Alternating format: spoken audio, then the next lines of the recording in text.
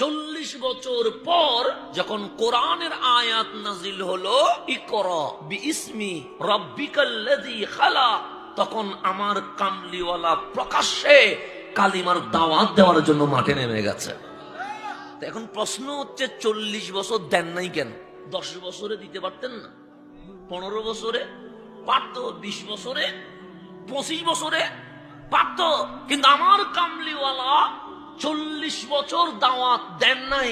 40 মানে জীবনের বেশিরভাগ সময় চলে গেছে। কথা ঠিক না? 40-এর পর মানুষ দুর্বল হয়ে যায়, শরীর টানে, গায়ের জয়েন্টে জয়েন্টে ব্যথা করে, কিন্তু 40 পর্যন্ত শক্তি বেশি থাকে। কথা ঠিক না? যে কোনো জায়গা চলে যাওয়া যায়। তাহলে বয়স হলে শরীর আর দেয়। আমার কামলিওয়ালা 40 বছর নিজের কৈশোর, নিজের যৌবন কাটিয়ে যখন বার্ধক্যের বয়সে ঢুকলেন, তখন কালিমার দাওয়াত দিলেন। কেন? কারণ মানুষ গুনাহ করে বেশিরভাগ যৌবন বয়সে। কোন বয়সে? 40 পার হইলে মানুষ তওবা তিল্লা করে মসজিদে চলে আসে।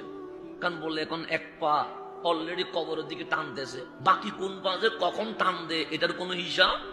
কিন্তু 40 পর্যন্ত আমরা যারা যুব সমাজ আছি, আমাদেরকে তওবার কথা বললে বলি বয়স এখনো আছে তো, একটু সিনেমা দেখি নেই না, মসজিদে আসবো আর কি, একটু বয়স হোক না, প্যাকেজে যাচ্ছি তো কি হয়েছে, 40 পার হইলে তওবা করি ভালো হয়ে যাব, এরকম কথা আমরা বলি কি বলি না? বলি। কেন? বয়স আছে, কিন্তু হায়াতের কোনো গ্যারান্টি নাই। এটা তো আমাদের মনের ভিতর নাই। আমরা মনে করছি এখন 30 বছর মাত্র, 25 বছর মাত্র, আরে জীবন তো পরে রয়েছে, 40 পার হোক তওবা করব। কিন্তু আমার কামলিওয়ালা 40 বছর দাওয়াত দেয় নাই। কারণ কি?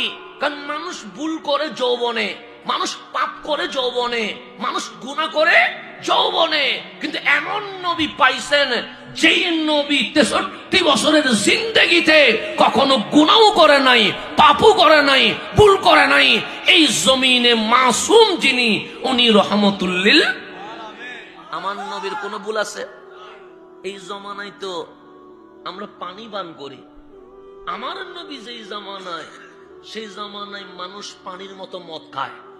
এই জমানায় মানুষ গুনাহ করে গোপনে, সেই জমানায় মানুষ উলঙ্গ হয় খানায়ে কাবার সামনে। এত জাহেলিয়ত অন্ধকার যুগে কামলিওয়ালার কোন দোষ কেউ খুঁজি পায়? আপনি আমার বিরোধিতা করেন, 100টা ভুল পাইবেন। আমার চলাই ভুল, কথাই ভুল, কাজে ভুল, আচরণে